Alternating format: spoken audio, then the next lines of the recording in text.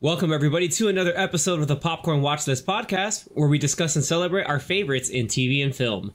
I am your host, Xavier, and on this special episode of the Popcorn Watchlist, I have the distinct pleasure of talking about one of my favorite movies of all time, really. And I'm really excited to talk about this movie with my fellow Popcorn Watchlist panelists. I got Danny, Anthony, and Zach. Say hello, gentlemen. Hello. Hello. Hello. And if you have been following along with our recommendations list, last time I dropped one of the colossal, movie greats of all time for this week's episode. And I'm really glad and proud to have chosen Forrest Gump as to this week's discussion. As someone who really loves, really got into history, from watching a lot of various different things as a kid, growing up, and then, liking the subject in school, it was really interesting going into even high school and into my P exams for American history and thinking to myself, hey, if I ever need a crash course, I can always just watch Forrest Gump. You have Forrest Gump meeting a few presidents. He goes through all these different moments in time from the 50s into the 80s. But it's also a really great movie. And when I was older, I found out that the same person who directed this movie also directed Back to the Future, one of my other all-time favorite movies that I would watch over and over and over. And, as I've gotten older, really into getting into movies, it's a very interesting revelation every time I rewatch the movie, finding small details, looking at and seeing certain plot points in the story from a different perspective as I've gotten older, with a better kind of lens on certain things on that happens and how certain characters' motivations for doing things. So it's partly the reason why I wanted to pick it and talk with you guys today about it. The other half was because I ran a half marathon and I couldn't stop getting the running montage from this movie out of my head. And it really helped me through the rough couple of miles towards the end. But it's a good running montage. Yeah, and it's a whole, we'll get into the whole aspect of that, how that part gets to the moment in the movie. But I kind of want to throw it to you guys. It's one of my favorite movies. We've all seen the movie before. What were your first experiences with Forrest Gump? Let's go with Danny. Zach goes first. Okay. So my first experience with the movie wasn't even the movie itself. It was eating at Bubba Gump Shrimp Co. Man, I was going to say restaurant. Okay, fun fact, I've yet to have eaten at Bubba Gump Shrimp. Me too. It's actually pretty good. I mean, they always play the movie there. They have the movie playing really? All the time. As they should? I don't understand why they wouldn't. Why wouldn't you? Is that when I go to Sushi Maki, they're always playing some Japanese movie or anime movie? It's the I think thing. one time I went to Sushi Maki, they're playing a Godzilla movie. But so Bubba Gump plays Forrest Gump on loop. Okay. Yeah, did they play the cable version, the one that's I always find on TNT or TBS or whatever? I don't know. I didn't even know that they played the movie. Wow. That's something Danny, I guess, has seen or has noticed. When I went to Bubba Gump's long time ago, I think that's where my parents took me and they were like, oh, it's from the movie. And I was like, oh, okay. And they're like, the movie's playing. So I knew parts of the movie from there, and then obviously eventually I saw it. But yeah, first encounter was through the restaurant. Wow, from the restaurant. Okay. What about you, Anthony? I don't know. It's probably a movie maybe you saw in theaters? I did not see it in theaters because this came out in 94, so I would have been 7. I think 93, I think. Yeah, 93? something like that. I would have been 7 or 8, and I... Oh, yeah, 94, sorry. Mid-94. Definitely remember, I think, probably my parents or somebody rented it, probably from the Blockbusters, if anybody listening knows what I'm talking about. Blockbuster. What a time. And so I think it was they were watching it and I sort of was there kind of watching it. And, this movie was PG-13 and I wasn't 13. So it was one of those oh, maybe I shouldn't be watching this. But I clearly remember, I really remember the first, maybe 45 minutes of this movie, pretty vividly. I don't know why. I think it's maybe because, like you say, they show it a lot on TV. And so anytime I would catch it on TV, it would always be from the beginning. So I'd always rewatch the same parts. But yeah, I think I saw it in pieces when I was younger, when my family first rented it, and I think just over the years I watched it in pieces on TV, and then I think like at some point when I was in high school, I finally saw it again, but like in completion during one of these like substitute days where we had nothing to do. But yeah, it's a great movie. Very good pick. Yeah, I again finding out more and more about the movie again, just as a teenager, just knowing, oh, this movie's great, and then I never knew until like I was in college that it was based off a book. The book, he does other wild stuff, like I think he goes into orbit with an orangutan or something. He also is like a professional wrestler. There's a lot of other wild everything. stuff that Forrest Gump gets into. Yeah, like, but it's cool that the movie, they kind of toned down a bit of the, you know, kind of unbelievable aspects of Forrest Gump, and then gave it to like, yeah, it's still a little unbelievable, like he's a ping pong savant, or he is just, you know, really good at a one singular action, and amongst other things. But it kind of like got him through a lot of things where it's like by chance, but also through his own ability. And it kind of sets the rule that, forgive me if this sounds a little crass, but have you ever seen Tropic Thunder, where Robert Downey Jr.'s character says you never go full retard? Mm-hmm. So he's like that. I think one of the references he makes is Tom Hanks and Forrest Gump, of like, you know, why it works, because he's like, you know, just under, not so much mental retardation, he's just, you know, under the IQ spectrum, as we saw in the beginning of the movie, where he wasn't allowed to go to normal public school because of his IQ bracket. Right. But it's because just, he could do all that other stuff. Yeah, and I was like, yeah, it's great, because you see him as sort of like this mild-mannered man just waiting on a bus stop. The opening sequence, by the way, is really nice. Like, the stuff they had to do with that feather was, it's nice. Obviously, the music, it's done by Alan Silvestri, who is Robert Zemeckis' music guy for a lot of his movies, and it sets up everything perfectly to his recollection of his entire life. And we go through everything that got Forrest Gump from him as being born, where he got his namesake, all the way to where he's at that bus stop on the bench, eating some chocolates, and sharing his story. The chocolates you never know what you're gonna get. The chocolates that are a gift.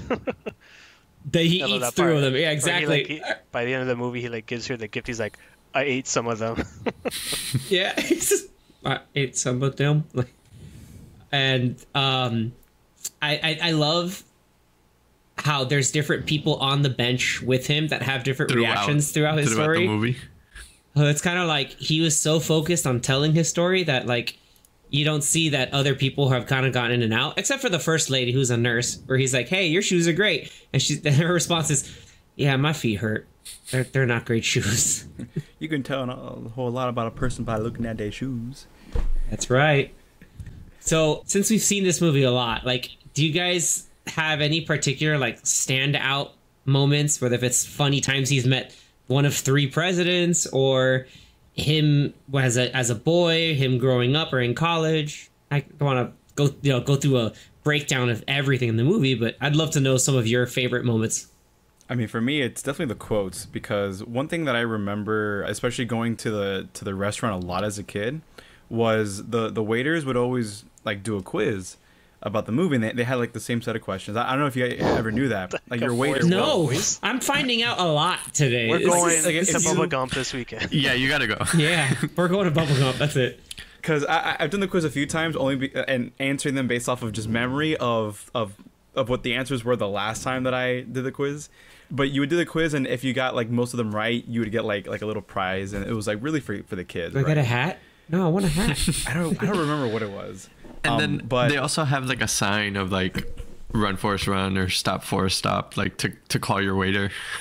Yeah, that's hilarious. Yeah, that's really great. Yeah, like one of those little small things that this adds to like from the lore of the movie and everything. But like a lot of the quotes, like the one I just quoted a little bit ago with the shoes, you can tell an awful lot about a person by looking at their shoes.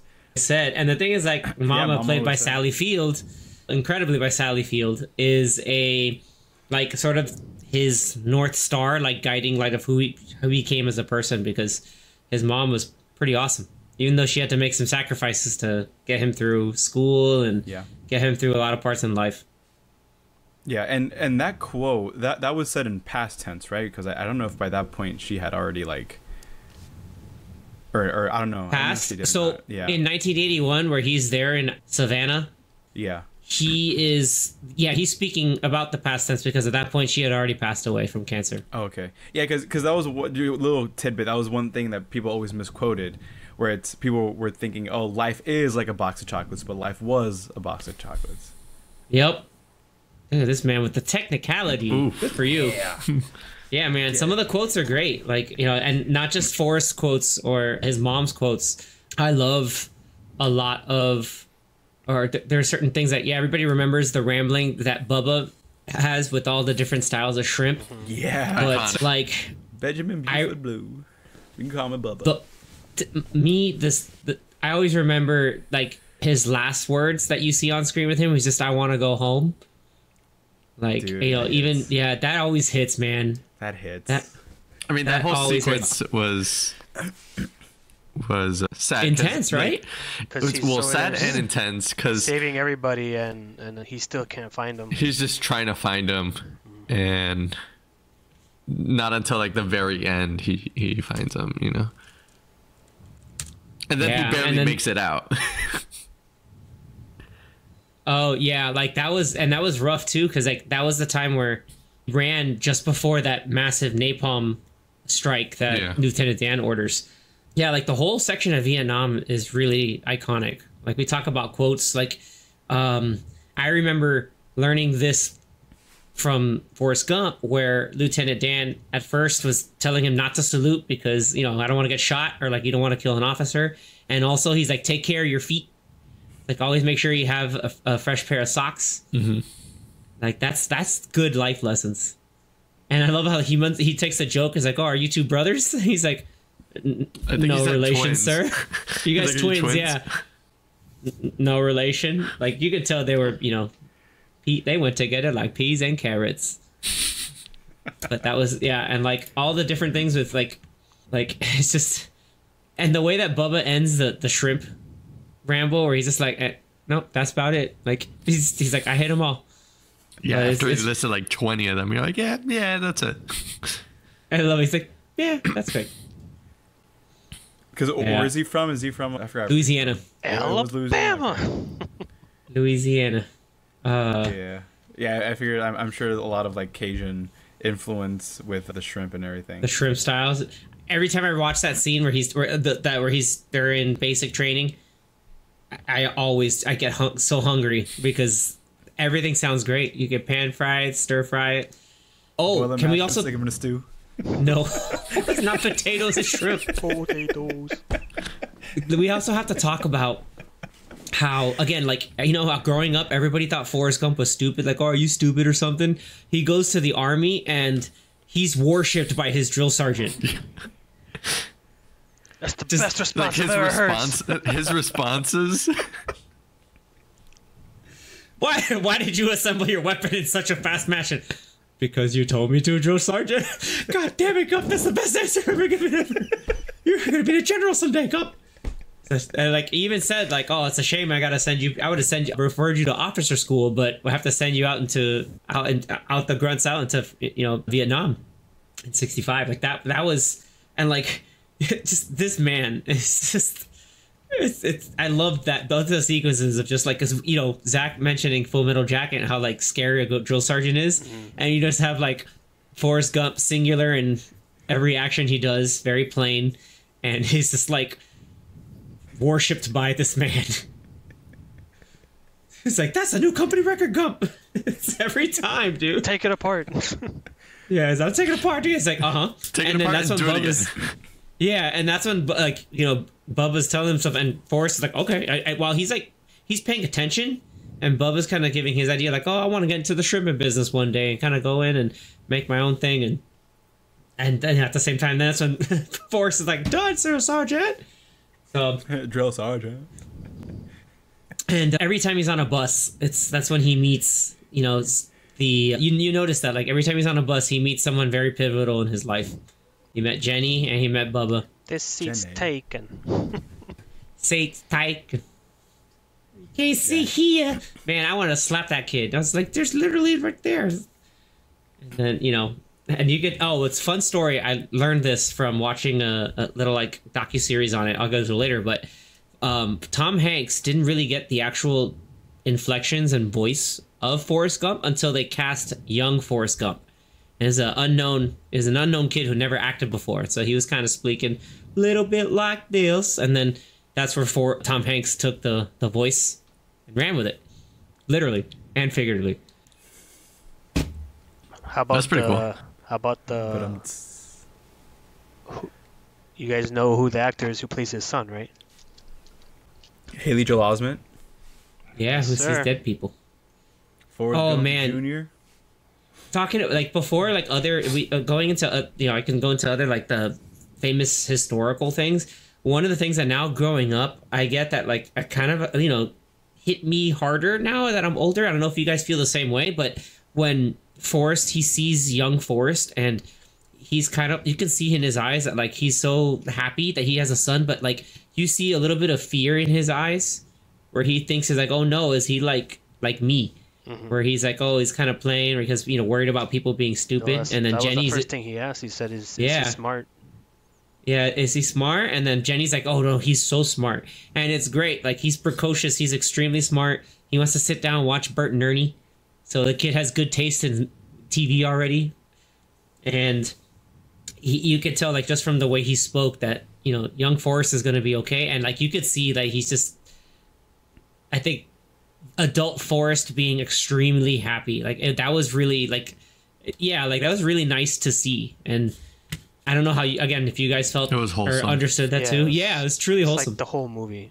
Like that's what I feel like. That's the word of the movie. It's just like it's a wholesome movie. I also feel like this is why he won Best Actor, because he did such an excellent job. Like you said, that one scene, you see like the surprise, you see the fear, but I think you even see a little bit of like, I don't know about anger, but like shock. Yeah, maybe shock and maybe a little bit of anger, just because because I think he's like, so like you've had my kid, and you're just like now telling me that I have a kid. Like this lady just kept leaving him throughout the whole movie, and that's another thing. Like I as growing so up, frustrating. So frustrating. Okay, I want to get your guys' opinion on this, because I think watching this more and more, and now being older, I want to know what your guys' take in the end on like how Jenny like being with Forrest, but then kind of running away, doing other stuff, and then coming back and then running away. Like overall in the end, like what's your take on that? I think it's just very toxic. Yeah. Toxic. I think yeah. Oh gosh. God. 21st century toxic. Wait till next week. but oh boy. But yeah, I think it has to do with just like her upbringing, and I just think she could not get away with how toxic her upbringing was, and part of her, I feel like, I guess, felt like she still needed that no matter how horrible it was. So that's why she'd always run away and go and do the bad stuff, because she needed to like feel that horribleness, even though she knows it's like not good for her. That's why. But then come back for just a moment, and right. Then... That's why every time she would, couple of years, she would see Forrest, she'd be like, I'm not good for you. Like, I know who I am. I'm just like crazy, horrible person. Like she clearly loves him, but she knows she shouldn't stay with him, because that she knows who she is, and she's gonna keep doing that. She's just gonna keep running away, because that's just all she knows how to do it, or I guess how to live. And yeah, it kind of sucks. It's sad. Yeah, and you can see it from the beginning too, where like Forrest is, when they were younger and they had his recollection of them as kids. Mm-hmm. All the time she'd want to not be home, or let me stay here for a little longer. Let's hide in that tall grass where there's no velociraptors in Greenbow, Alabama. Very abusive. And father. She's very abusive father. She wants to fly far, far away, and like that kind of sets a tone, and like that influences, like Anthony I think said a lot of that. Zach or Danny, any other thoughts before I kind of share my things? Well, because the last time that they get together was it at like that club, where she's like singing naked. Was that the last time? No, it wasn't. No, because remember, he went to Tennessee. I think it was in Nashville or somewhere where she was singing, or she was doing like a burlesque show. She got kicked out of college because she was in Playboy and she wore her college letter jacket while she was on that cover of Playboy, or in that issue of Playboy. Sorry, not the cover. And then that's where Forrest on his leave goes to see Jenny, and she's performing under the pseudonym Bobby Dylan from California. I always thought that was funny. But that's not the last time he sees her before. No. Before he does his whole like when he does after his Vietnam. speech, like After this. Vietnam, no speech. So that was so early on, yeah. That's in the 60s. She ended up visiting him like on her own when he already had like his nice house and had like all this money. She just like walked up to the house. That was like, his mom's house. Yeah. I think she had just passed away, didn't she? Yeah, I think so. Yeah, his mom had just passed away, and then,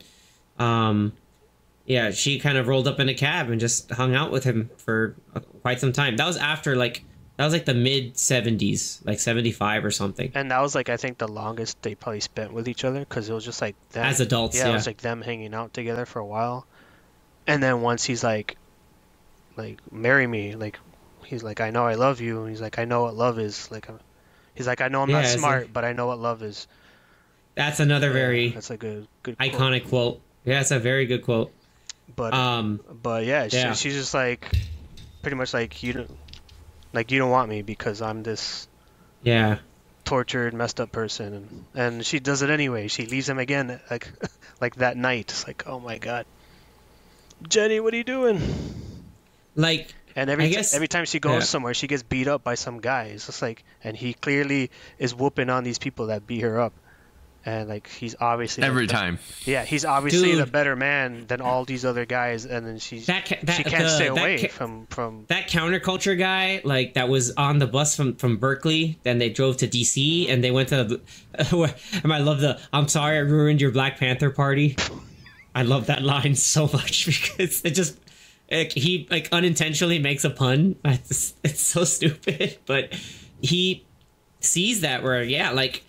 And what's worse too is that guy's like, I would never hurt you. I'm like, but he did. Just did, and then he did it again. You just did. You just did it.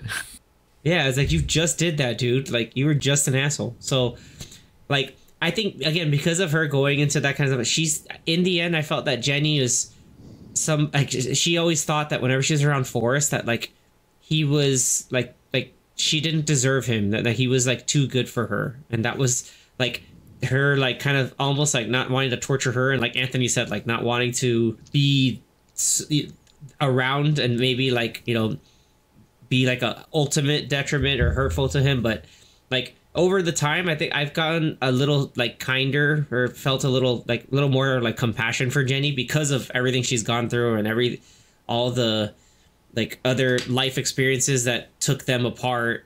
And her, like, every time she's around Forrest, realizes, like, Forrest Gump is too good for me. Like, I can't, like, I don't deserve this. That's why she kept running away. Like, I don't deserve to be with this person. Like, I'm going to hurt him, but also, like, because I'm the kind of person I am and I'm damaged goods, like, I don't deserve to be in this wholesome, loving relationship with a man who genuinely, truly loves me and named 12 boats after me.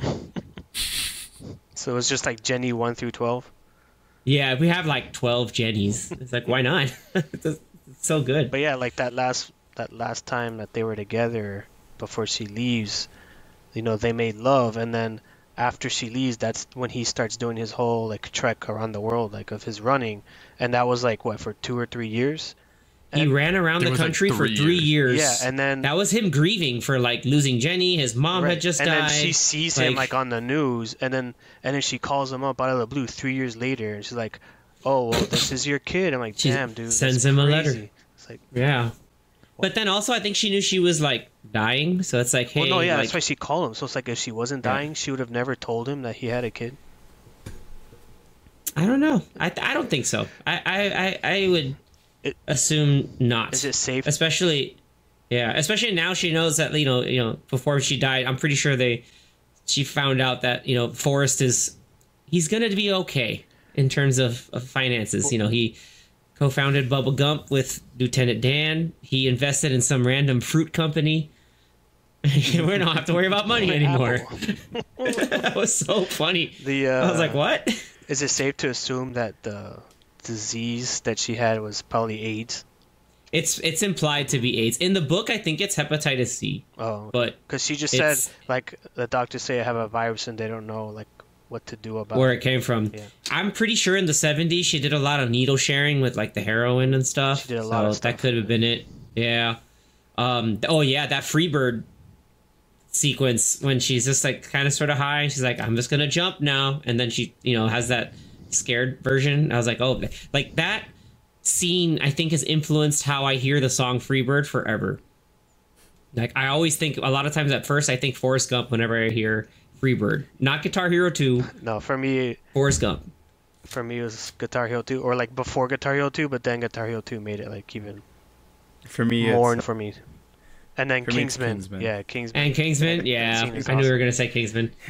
But yeah, some other favorite moments, Danny. I don't know if you have a rundown of some of your favorites.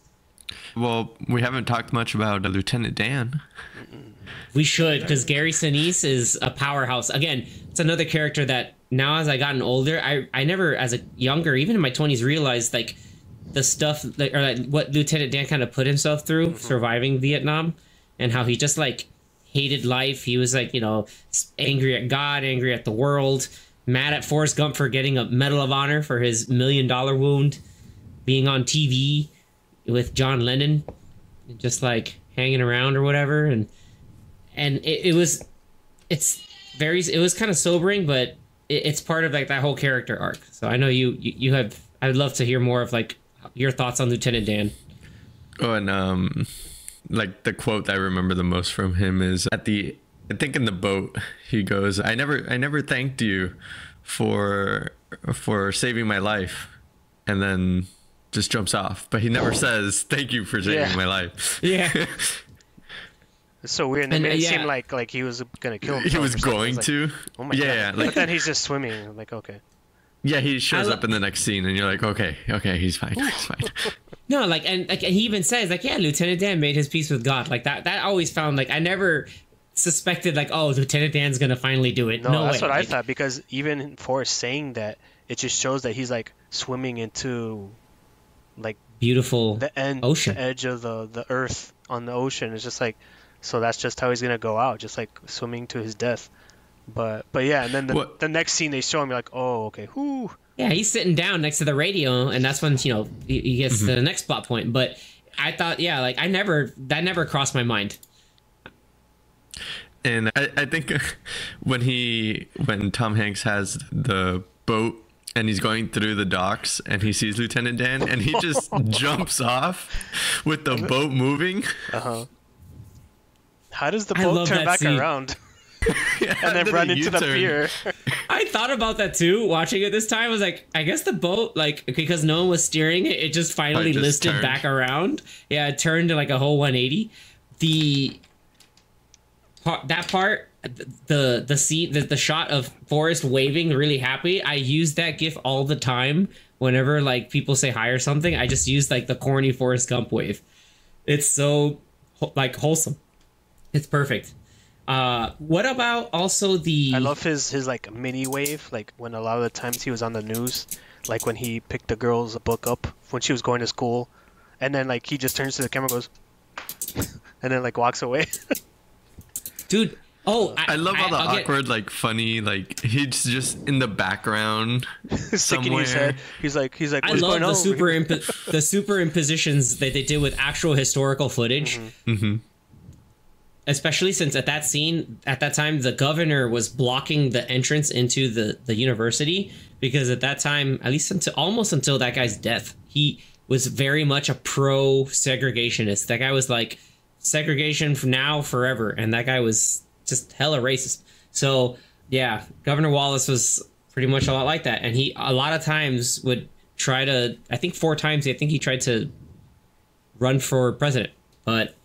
And like he said, it's just that he's like, that man, it's like somebody try to shoot that man. Somebody try to shoot him. Oh, almost every political figure that gets mentioned is either like shot and killed or like is an attempted Shot and- assassination. yeah. like they would show them, and then the scene after, it's like like this person was shot multiple times, but they're okay, or they weren't. It's like, geez, like so he Yeah, just, like JFK, RFK. he's like, oh, he got shot, and then his brother got shot. It must be hard being a brother. It's Yeah, it's I was the just way like, his brain works. it's sad. And then that helped me again remember like various presidents or other political figures, especially when Reagan got shot. I remember because Reagan got shot, and he also talks about John Lennon getting shot. He's like, he was signing some autographs, and then somebody shot him. It's like, yeah, like he just kind of like remembers that, and it's kind of that's how he processes it. It's like, yeah, this random musician guy I ran into one time on this TV show, he just got shot, or this president I ran into also got shot, and it, like Anthony said, it's very funny, but also interesting to see how his brain works. And just how many different historical events he's been. It's like He was in all of just them. listing them, you know. He was everywhere. Yeah, I love. Oh, we talk about Lieutenant Dan. Like after what the montage of like his ancestors dying in every major American conflict, and then like as I got older, I was like, oh, but where's the Spanish American War? Where's the war against Mexico? Where it's like, oh no, just the major ones. Yeah, because like you said, Where's the Korean War? When- Like I was like, where was that? when I was younger, I saw the movie, but there was so much of it that I didn't understand until I saw it when I was in high school. And so like seeing like I didn't connect all the dots when I was 7 or 8 that like, oh, he's like in all these major events throughout history, and then seeing that he's, what do you call it, that he went to, first of all he went to Vietnam, and then when he like I lost my train of thought. Like When he went I to forgot what I was China gonna- doing Yeah, ping okay. pong diplomacy and then with Nixon. and then he became like the master of ping pong and all that. Like I didn't realize that. Like part of me when I was younger, seeing these parts of the movie was like thinking that like this guy is real. Like I thought he was real and he like was in all these places, and then not till later when obviously when I was older, I'm like, oh, okay, I see what they're doing here. Okay, yeah, fictional character, yeah. You were cutting in and out there for a little bit, but it was like, oh, is Forrest Gump real? And I think The Matrix was like, no, No, he's not real. He's not. Yeah. Those I ping remember pong sequences. Dude, the man knew how to ping pong really well. Like, I never want to play ping pong because I could never be as good as Forrest Gump. I'm dead serious. I was like, I can never be as, like, any type of good at that game. No way. Danny just and I like have how the he's- same kind of thought, but with his dad instead of with Danny's dad instead of Forrest Gump. I just like his introduction onto how to play ping pong. He's like, oh, okay. It was pretty simple, and I just kept my eye on the ball. And Exactly. You give him one simple instruction. It's, hey, just keep an eye on the ball and hit it when it comes to you. He's like, oh, okay. That was it. And then he's doing party tricks. He's almost like, juggling up onto the board, picked up by himself. I've always wanted to do that. Be able to like take two and just like smack them all over and back and forth. It was so cool to see. And it actually played into Richard Nixon's like ping pong diplomacy he did with China, because that was the first time that communist China and the U.S. had any type of actual diplomatic relations, and they used ping pong to get into that. And that was a fun way to make Forrest Gump Ping pong. inserted into that. Ping pong. If you've ever seen Balls of Fury. And I haven't seen that movie in a while. Ooh. what else? There's a lot of these other little mini things that like popped up that I really like. Oh, okay. We talked about Lieutenant Dan. Of course, like he goes through his major arc. The couple lines that I remember from one is that when Lieutenant Dan's just like distraught in the recovery, Forrest gets his ice cream and he's like, Lieutenant Dan, ice cream. I say that every time whenever I go out with family to ice cream. Like I have like their ice cream, like Lieutenant Dan ice cream. Just puts it in his pan. And even the scene where like in the middle of the night he just drags Forrest down and he's just like, you cheated me, and like you could see like he's like half of it's the realizing like I'm mad at Forrest. No, now I'm just mad at like the world, and I'm mad at other things that brought me here, and I had a destiny, I had a plan, and that whole plan's gone to poop. And it took Forrest still believing him, and actually Lieutenant Dan keeping his word, saying, oh, if you become a shipping captain, I'm going to be your first mate. And he lived up to his end of the bargain, and it took a hurricane to help him realize the value that he's still alive and there's still something he can do. And then they got rich. And then they got rich. It's like, well, why don't you ask your God and go to church? And I love Forrest Gump in church. He's just like trying to sing along. And Lieutenant Dan's in church, like smoking. And no, he's drinking a bottle. Like he's just just fully in there, and it's just like whatever. And then the hurricane hit all the other. In a way. In a way, it did. Yeah, all the other boats got wrecked except theirs. Yeah, the scene at the end where he shows up for the wedding. That hit hard. Got his space legs. Yeah, he got his legs. I was like, oh man, clean shaven. He's Yeah. like a whole new man. But yeah. Yep, and he's like, "This is Susan, my fiance," and he could tell he's just like happy. And Forrest again is happy. He's like, "Oh my God, I love seeing Lieutenant Dan back. Like it's there." And You could see the emotion in Forrest's face, and how exactly how he expressed his emotion. I think that was really cool. Let's see. I like one of the scenes on the bench while he's telling the story. That one guy's like, "Wait a minute, so you're telling me you're the owner of the Bubba Gump Shrimp Corporation?" He's like, "Yes, sir." Who is sitting next to a millionaire? And then he leaves, and then that old lady, the older lady, very nice lady, expresses her interest in the story. You tell it the story so well. I loved your story. And then as the end goes, "Do you want to see pictures of Lieutenant Dan?" And it's a cover of Forbes or like Fortune. And it's like, yeah, I'm that guy. Like, everybody remembers Lieutenant Dan, but he's that guy. Let's see. I would be remiss. I like a lot of the montage running sequences, like from the beginning, and then I always liked and remembered the when he's playing football. Just give him the ball and like go, and he just runs. And I love the first time he goes the wrong way, and then he goes this way, and then everyone's saying go that way, and he just doesn't stop, and then like he runs into the marching band. He scores a touchdown and he just keeps going. They had to invent the stop sign for him. Yeah, the stop sign. He's like, he's a stupid son bitch. This is the stupidest son bitch ever. The iconic scene of young Forrest Gump. Like, I never understood that. I love the line where the family doctor, tells Forrest's mom that we have to have the braces on your legs because, hey, your son's legs are as strong as an ox. Like, they're as strong as they can be. It's just that his back. And, the strongest I've ever seen. His back is as crooked as a politician.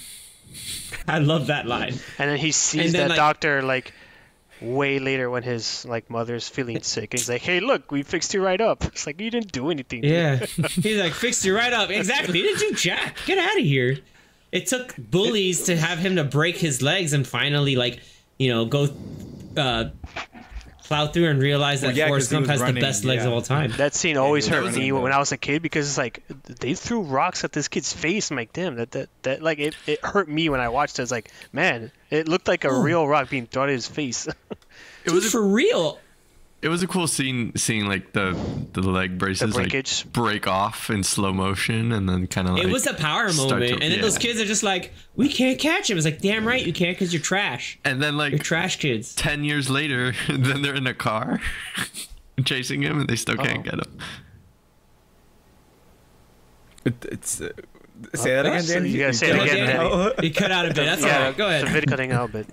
Oh, sorry. I can't wait for the audio on YouTube or the audio on the podcast app. Just the sound waves gonna come in and just Forrest Gump was a great movie. That after like 10 years, then they were in the car, like still chasing him in the truck. Yeah, in the truck, still chasing him, and they still can't catch him. Yeah, who the hell is that? That's Forrest Gump. They must have gotten like a body double or something because that scene where like the camera's on him and you see him and then the car behind him, and then he like turns to the left. And then when the camera goes this way with the car, he's like way down by the fence. Yeah. Like I was like, man, there's no way he's that fast. But he booked it. He turned into the Flash. The Flash. My name is Forrest Gump, and I'm the fastest man alive. No, it's just like in The Winter Soldier. Steve Rogers turns the corner, and he's already like. But that's because he's a super soldier. Forrest Gump is a super soldier. Exactly. They used his blood for the serum. Oh, I also what do you guys think about how when we talk about how everybody coming through with different suitcases and briefcases and how he met Elvis because he had a guitar case. And he gave Elvis the dancing moves. The moves. Dude, Forrest Gump He gives influenced everybody. everything He just for influenced free. everybody.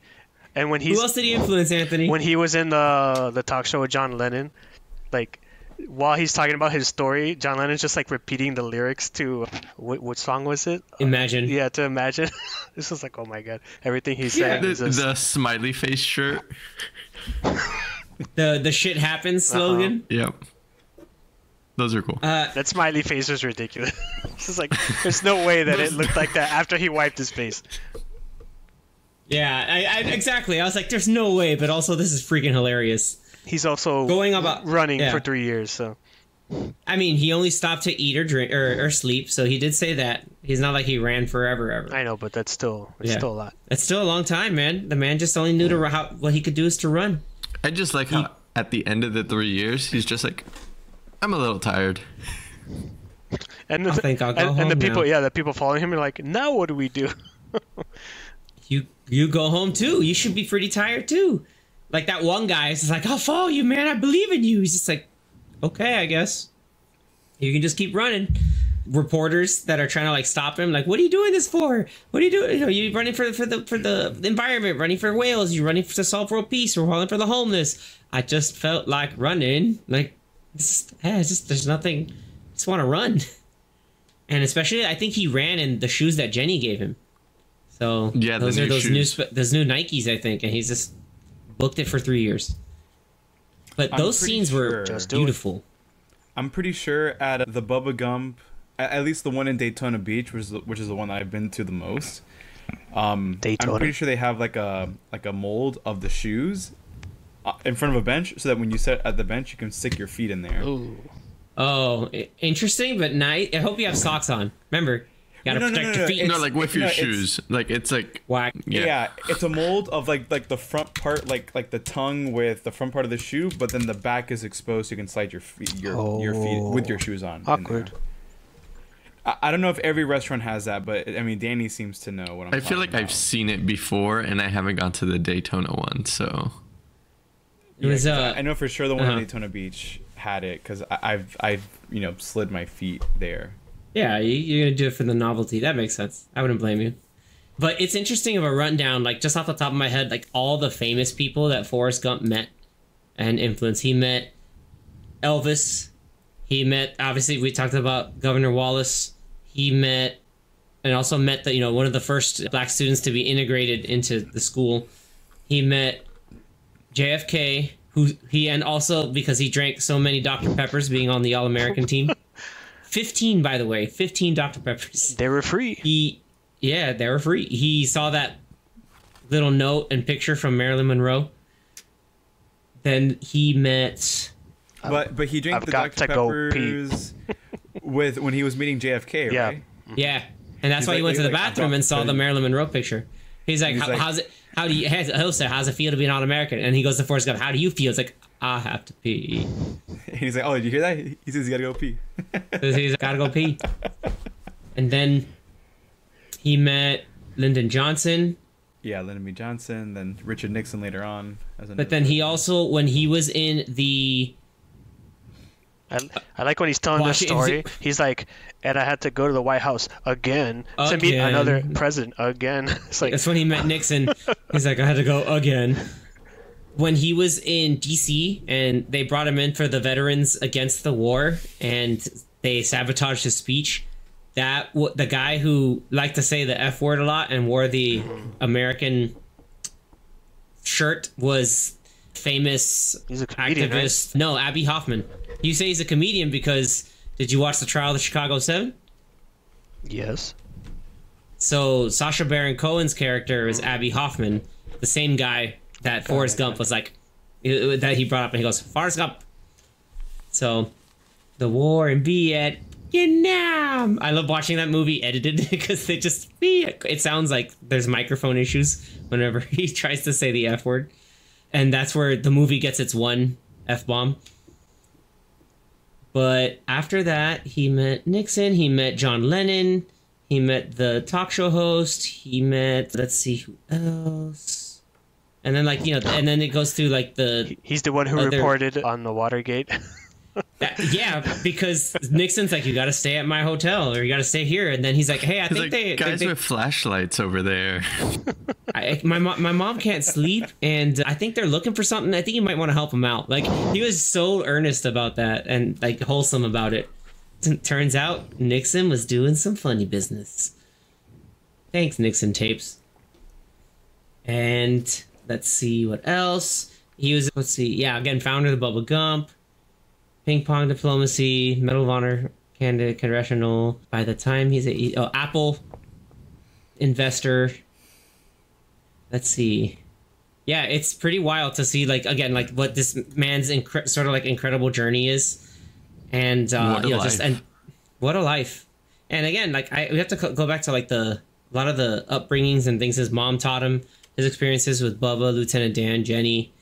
I think all that in the end kind of culminates to that. This we've talked about before, but that 3-year run through like the country. He's like, I'm just gonna run around the one end and go back, and it's just beautiful to see like some of the times where he's talking to Jenny about, hey, sometimes when I ran, you could see the reflection of the sky like in the mirror, and you also didn't know a sunrise when, you know, like heaven ended and earth began. Like the way he described that as someone who's like stupid and simple was beautiful. Because part of the run was like, because throughout the movie he was having issues with trying to understand what his destiny was, because he overheard, or not overheard, but he would hear Lieutenant Dan mention that like, you took away my destiny. So he asked Jenny, and I think he asked his mom like what my destiny is, and everyone's you know was telling him like, you know, you have to find it out for yourself. So I think the run was like his version of like, okay, I gotta run and figure out what my destiny is, and it took him 3 years for it. And coming to terms with it too. Yeah, that's rough. Like at first it's funny because like he's just running everywhere and he just stepped into, wow, it's a big pile of dog shit. Like, but well, it happens. Really, like, yeah, it happens. Shit, sometimes. It's almost like Anthony said, like you have that perspective of just like, man, he's still trying to figure it out. It's a little like emotional, I think, when you think about it, where it's just like his way of trying to process and figure all of everything that's going on in his life that's happening is from running, and he's just trying to run it out and figure it out. And then he finally gets to Monument Valley, which, by the way, I've never been. Anyone ever been to? I don't know, Danny or Zach, you guys seem more traveled than I am sometimes. Have you ever been to that side of the country and been to Monument Valley? I feel like I've been close. I don't think I've been Where is to it? Monument Valley. It's where it's near. It's like northern Nevada and Utah, or Arizona and Utah. I want to say like I don't remember. I want to say like either Arizona or like New Mexico. I don't remember. Arizona and Utah. Thanks, internet. But I've only been in southern Arizona. But that's like I like seeing a lot of stuff like in like people talk about getting the time to go around and see the country. Like we live in a really big country that's very for a lot of variety, and that whole running montage, that sequence, I think, and the running part of the movie really showcases that, where it's like, hey, like there's a lot to see and a lot to do and experience, and you don't have to go run it all, but there's still a lot that you can see. Like a lot of the stuff in the Pacific Northwest, again, running out in the desert, running out into the Northeast when he went to like that lighthouse at Santa Monica Pier, and just everywhere all between. He just, went from running around the street to running around the entire country a few times. Yeah, and it's beautiful. The cinematography was amazing. There's a lot of really beautiful shots and frames from the different locations he went to. I'd say I was going to ask either Danny or Zach, but maybe let's put on Zach. Any other like iconic shots or other things that you remember distinctly from the movie? The water. The CGI yeah, man. water. That real water, and they're in Vietnam. How about all that rain? It was raining sideways. It had fat rain. It had stinging rain. It had rain just come on up. I mean, any iconic shots that we haven't already mentioned? I don't know. Exactly.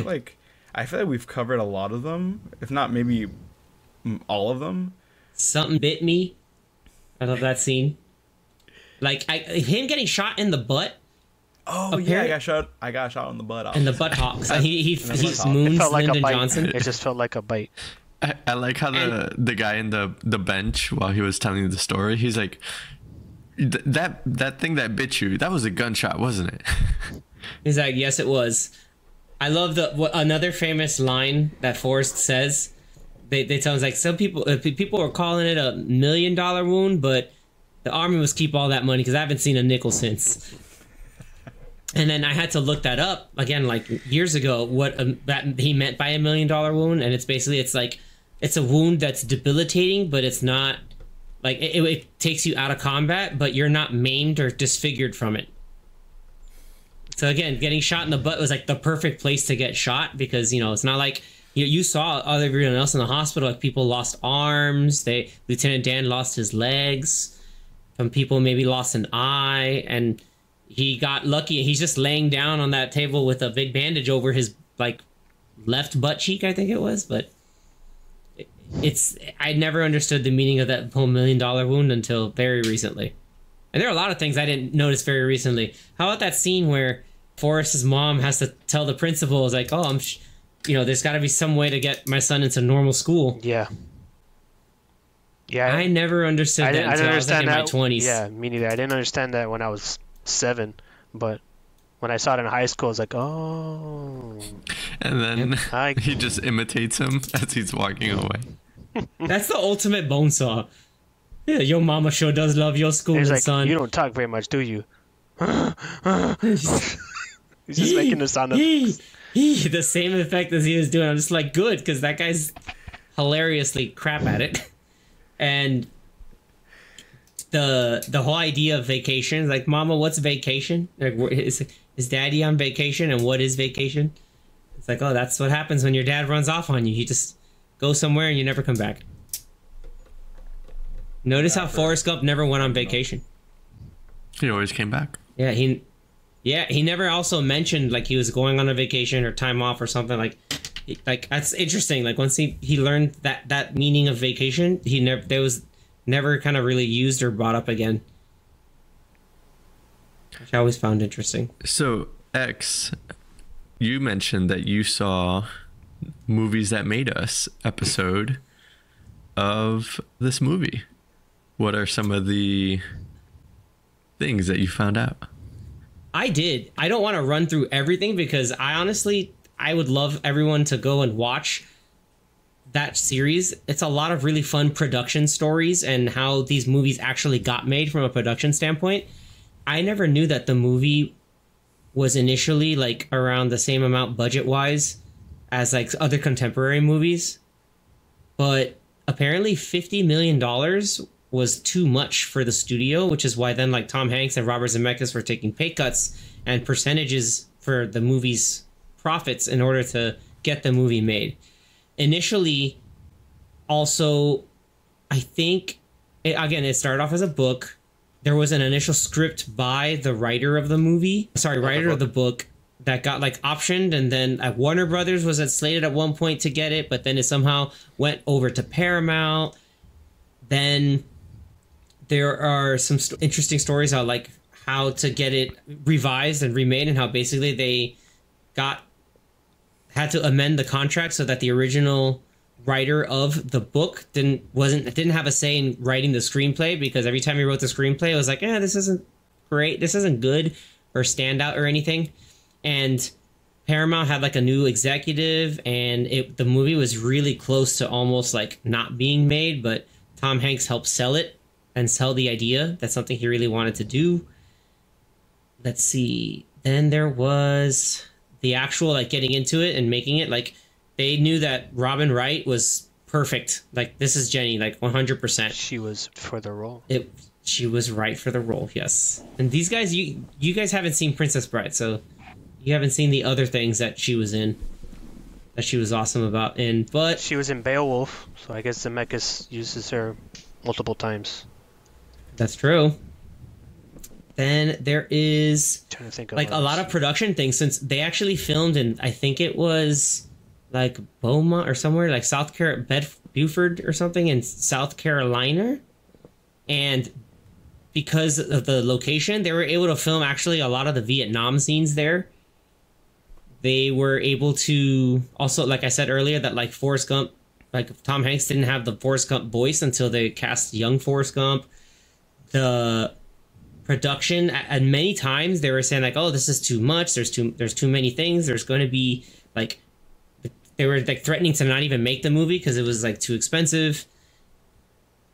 There were another really interesting thing I found out is that the way they shot all the running montages when they didn't have Tom Hanks, they used his brother as a running double, and they flew around different cities in like a secret unit that wasn't reported to the studio so that they can go and film those scenes. Because the studio is like, no, we had to cut out all this running. This running doesn't make any sense. Or to lose the shrimp stuff or lose the Vietnam stuff. Like there was always things that were like, there were a lot of studio meddling, but Tom Hanks and Robert Zemeckis and some of the other production staff said, no, we're going to make the movie we want to make. And then also that there's a story on how they got to get all those licensed songs. There's like, no, it's too expensive. There's no way we're going to get the music. But they made a cut of the movie with the music already in there, unauthorized, to the point where since it worked so well, it forced the studio to say, no, we have to pay for the rights to these songs because it just works. It's too good. Let's see. And then... Do you have all the songs that are in this movie? I'm not going to go through all the songs, but there are about... like 30 or something like that. Dude, there's 31 songs. Like, there's no way I'm going to go through all of these. Like, I mean, we talked about some of our favorites, like Freebird. I think I also mentioned... Pretty much all the standard 60s type songs that you would hear during all the Vietnam War ones. Yeah. I forgot if it was when he was playing, like, twice. They had Hey Joe. I think they were playing Hey Joe when he was in DC in the Black Panther party. They had All Along the Watchtower. Yep. If you get a CD of the album, there's like... Holy crap. There's like 36 tracks in this entire thing. So, yeah, obviously you have Elvis with Hound Dog. A lot of needle drops. Oh, yeah. But, like, they work. They work. California Dreaming by the Mamas and the Papas works because Jenny's whole counterculture experimentation. I love they do back-to-back Doors songs. And then also, I forgot if it was in DC, but they play Mrs. Robinson by Simon and Garfunkel. Mm-hmm. Not bad. And let me see. What else? Let's see. Rainy Day Women. Respect by Aretha Franklin. Oh yeah, the San Francisco song. I left my heart in San Francisco. There's so many. Like, they have this again. I think this movie, when you think of needle drops, this is the quintessential needle drop movie. Jenny came back. They played Sweet Home Alabama, which I thought was funny. Alabama, which is a second Skynyrd song. Like, I know that there's two of them. That and Freebird, obviously, we talked about. But any other songs that you guys liked, enjoyed? Because I kind of ran through a whole bunch of them. I think you got the main ones. No? Okay. You guys didn't like, what's it called? Go Your Own Way by Fleetwood Mac? Yeah. Again, that part of the running montage. For a montage. little bit. Yep. What else? Let's see. Again, they did On the Road Again, which I thought was funny. But honestly, we talk about the needle drops, but how about that score before we kind of go through the wrap up?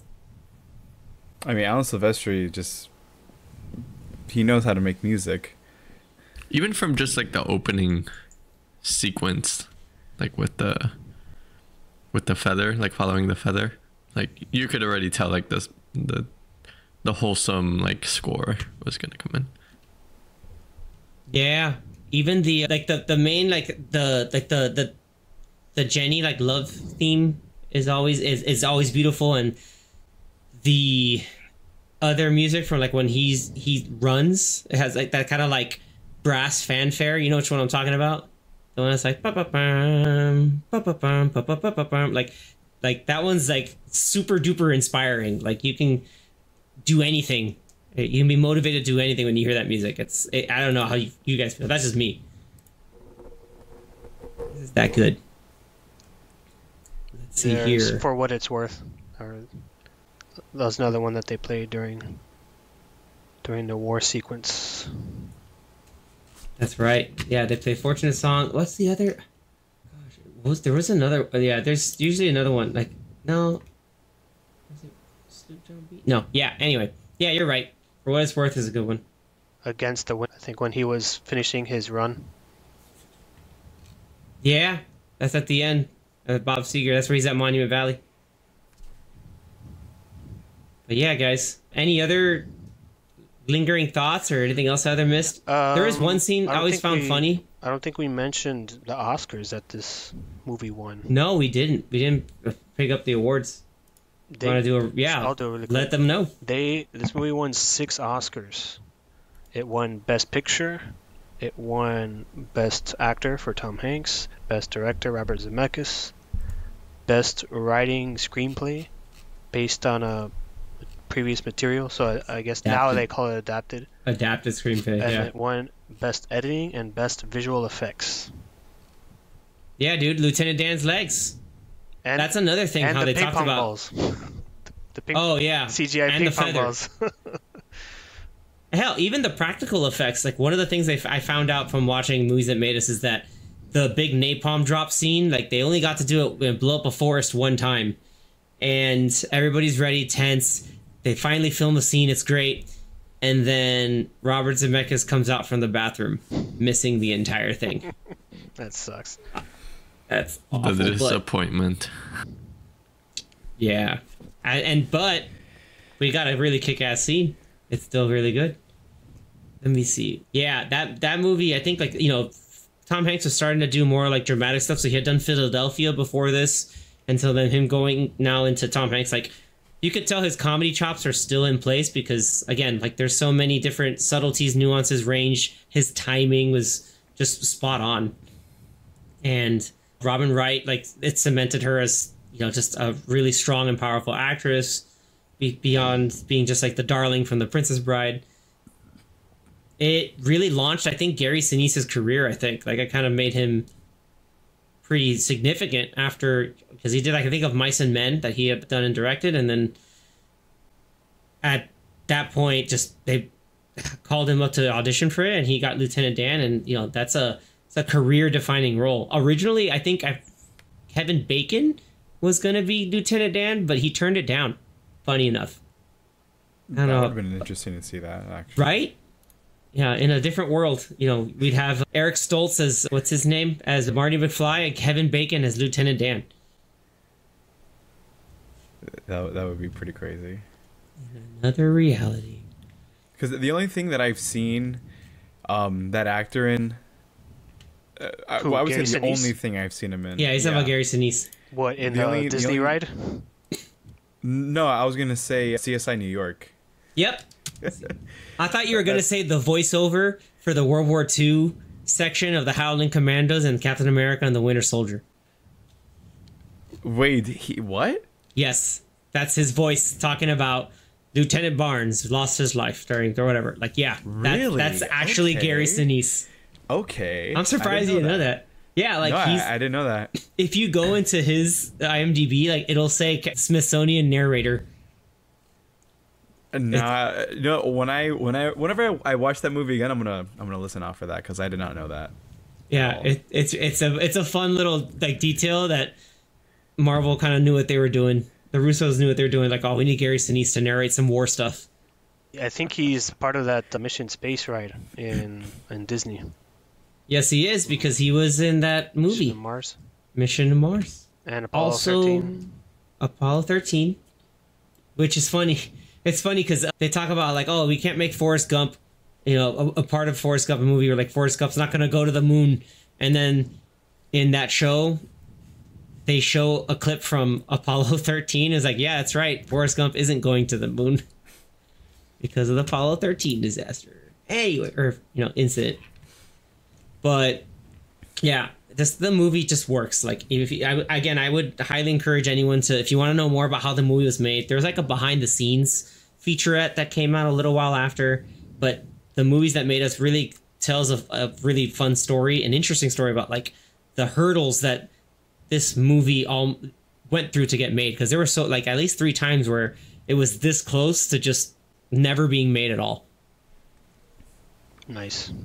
That's crazy, yeah. Yeah, and It I ended up think, being a big hit too. yeah, I read that the money that Tom Hanks forgoed to like finish the movie and he ended up getting, like you said earlier, percentage on the profits. He ended up getting like 40 million from that percentage. It's like, well, So it ended up good working deal. out anyway. Good deal. Yeah, and Paramount finally, made definitely a profit out of it. According to this fact, I think it was 66 days to surpass $250 million Nice. back in 1994. That's a Damn. That's a big movie. Yeah. Yeah, dude. On a budget that was originally 55 million. Yeah, but apparently, despite all of that, Paramount technically considered it a successful failure because of all of the different times that, like, a lot of high fees, like Paramount had losses. I think close to like 62 million, but unless they realize that, oh, we have to cut better deals and not be like stupid about this, because we can still make great movies like this, but we have to find a way to maximize the profit. So don't sympathize with Paramount, because again, if you go through the story, there's a lot of times where there's a lot of almost studio meddling, and we've all seen how studio meddling can kill a movie or kneecap a movie even. Foreshadowing. Exactly. All right, so what do you guys rate it? I think we're all kind of in agreement, but I don't know if we should even if it's, I don't want to say it's not worth rating. I mean, it did win best picture, so it's like you already know the movie's like top tier. So like if anyone's giving it less than a 9, like we gotta Not talk. necessarily. There are plenty of winners of best pictures that are 8. No, that like maybe some people just don't like. Like I know. Oh, that's true. I know for a fact, like Fair the point. movie, that movie Crash, that won Best Picture that year. But I know people that don't like that movie. So I mean, it's all subjective. You never know. That's So true. there could be people that don't like Yes. Forrest Gump, even though, I don't know what's not to like about this movie.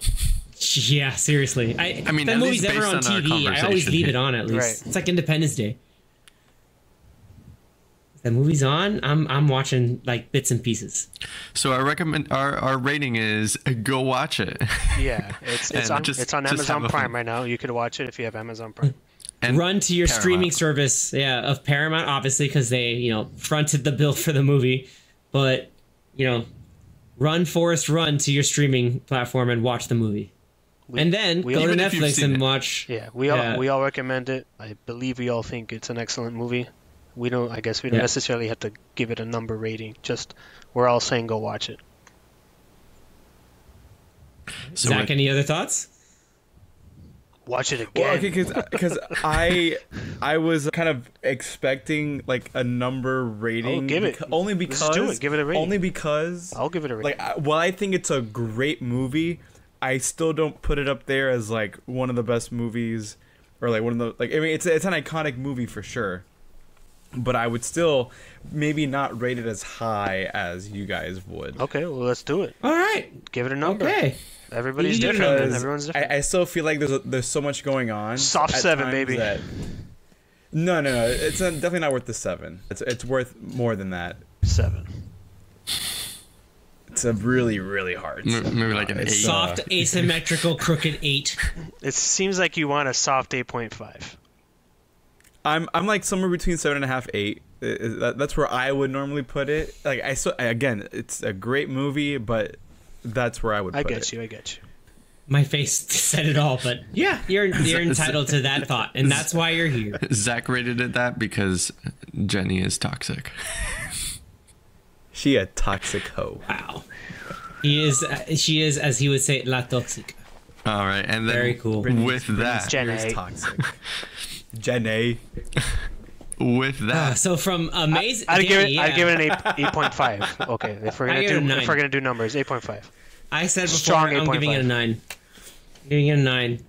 I guess Tom I have Hanks to give finally mine too. showcased. I'll go Yep. 8.5 as well. All right, there you go. This is 7.5, 8, 8.5, 9. We did it. We hit the spectrum. I Of, believe like- that is called a flush, or no, sorry, a straight, right? It is a I straight. believe it's called a yes. straight. Yeah. We just need a 5th person, and we'd have the full straight. And again, Full I only house? mentioned my rating because when you were saying, oh yeah, like if you give it less than a 9, then And he's like, Do oh, it. that's what I'm giving it. I was like, oh, That's well, me. I'm giving it less. I'm giving Well, it you're. less. Like no one higher than except an me 8. will think less of you. Only Psych. less than a 9 of you. Nice. All right, so Danny, we're talking about swinging of the pendulum here. Oof. Tell us what we're gonna go talk about next That's week. a false statement. That's a false statement. So next week, Just a we're gonna be discussing one of the best movies to come Why out are- this year, Are we part of this discourse? Oh Why? boy. we have to do it, man. Madam Web. To do it. And Yes. Yes. We So have to do it. just to give you some I'm context, so excited to trash. It's this part of the film. Spider-Verse. We have to do it. yeah. So, But it's Anthony not. and I have already seen it, and we've told X and Zach how much they have to go see it, and Just just to- to you have to understand and get to our level of appreciation to this movie. And enlightenment. But yeah, we're gonna talk everything about Madam Web next week and get 'Cause our. Go. No, continue. Yeah, just get our full thoughts on this movie. So For the record, I'm watching this movie under protest. Under duress. I do not. He is forced. I'm to not watch. doing this. I will do this while expressing a strong objection to having to put myself through this movie. 'Cause I'm Just watching it. Say you're watching the tomorrow Adam as Scott we're movie. recording. That's I'm watching the Adam Scott movie. The thing is, like, I have nothing against Dakota Johnson, and like Isabella Merced, this other girl who was in. Dora the Explorer, man. You mean Dora the Explorer? Because I'm watching the movie tomorrow night, but as of nice. as of recording, but as this episode releases, I would have seen it yesterday. You should be Yeah, excited I don't to know why bash I got it. Celeste Connor confuses anyone You else. shouldn't be excited to You shouldn't bash be it. ex- You should just be excited to like express yourself in the elation of like I don't even know what I'm saying. Like I I've don't even lost. think you know what you're trying to say. Because I don't know what the movie was trying to say. Like, but His brain span. Let's pretty save it much for this next is what week, you got, gentlemen. Zach. You gotta watch the movie while eating popcorn out of that Dune bucket. Dude, I'll do it. And then you'll go back and revisit your Forrest Gump rating of 7.5. You know what? This is actually an 8.5 This is because actually an Madam 11 out Web's- of 10. because of comparing it on this Madam Web scale. Anyway, if you guys are interested in hearing our addition to the awful Madam Web discourse going on, feel free to catch into next week's episode. With that being said, we hope you enjoyed this episode talking about one of my favorite movies of all time. If you have your other thoughts or what other things that stand out to you in terms of scenes, quotes, we'd love to hear you, and keep up the discussion over on all of our socials. So you can go on Twitter, Instagram, Threads, and also leave a comment on YouTube when our video comes up at the end. And Danny will have posted up some of the, guessing emojis and other polls on our Instagram page. So definitely do your best to go out and participate in those. We love reading the comments and we love seeing the polls. Again, if you enjoyed the episode, please definitely like and subscribe on all of those platforms. We appreciate you taking the time and hearing what we had to say about our favorite movies and TV shows. So with that, until next time, everybody, take care. Later. Run, Forrest, run.